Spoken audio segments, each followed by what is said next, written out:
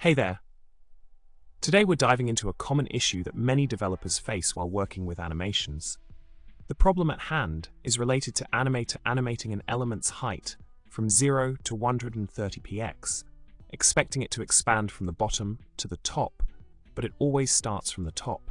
This can be a tricky situation, especially when utilizing the useInView hook for animations.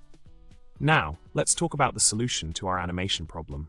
By setting the initial scale y to 0, and animating it to 1 when in view, along with adjusting the origin y to 1, we can achieve the desired effect of starting the animation from the bottom.